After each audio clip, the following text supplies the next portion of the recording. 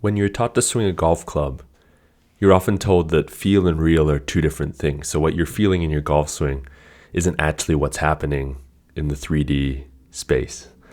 And the same happens with the way candidates feel about a company from the perspective of the employer. So I don't think it's a stretch to think that most employers think that they are a good employer. Right? You pay a decent wage, people are well taken care of, but that's often through the lens or rose-tinted lens of somebody who's paying the bills, of course. And then on the other side of the equation is the candidate experience.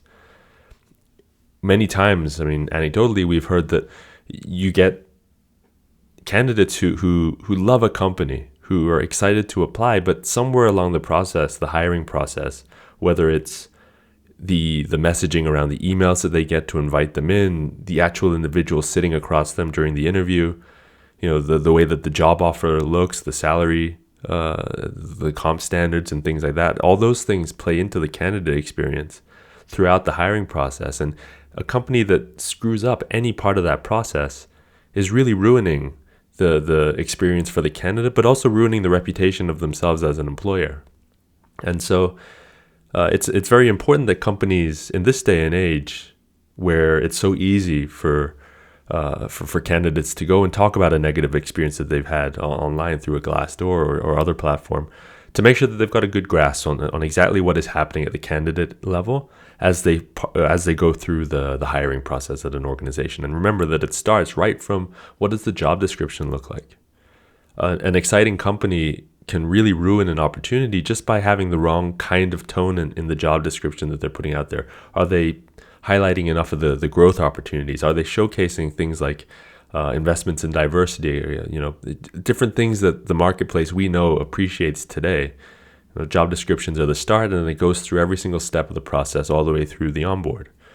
And so through candidate experience testing, we're able to gather a bunch of data through historical candidates and current candidates to get a real sense for an organization about what the pros and the cons, or what the costs and the benefits are to the candidate experience for that particular company. And it's so important for an HR team to know, for a management team to know what candidates are experiencing throughout the process. I go back to that example of the individual sitting across the table during the interview.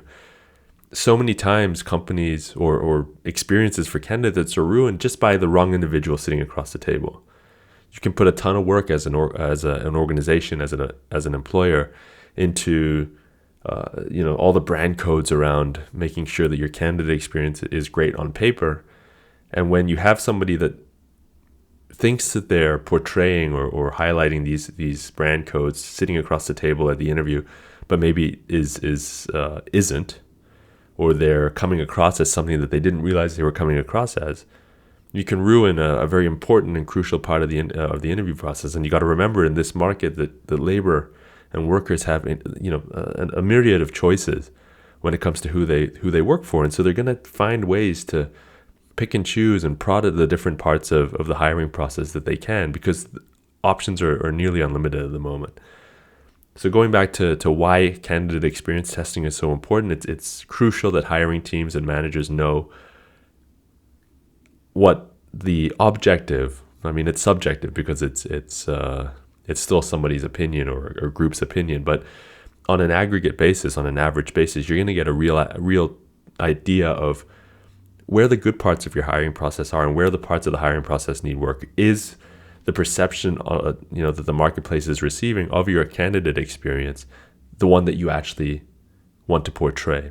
These are all things that we can test for with a candidate experience test, and it really takes a bunch of data from a large swath of individuals to come up with an aggregate scoring system or an aggregate perception that we can then use to further develop an employer brand or further develop the hiring process, such that the cost of hire comes down, time to hire comes down, because we've smoothed out all the rough edges along the hiring process.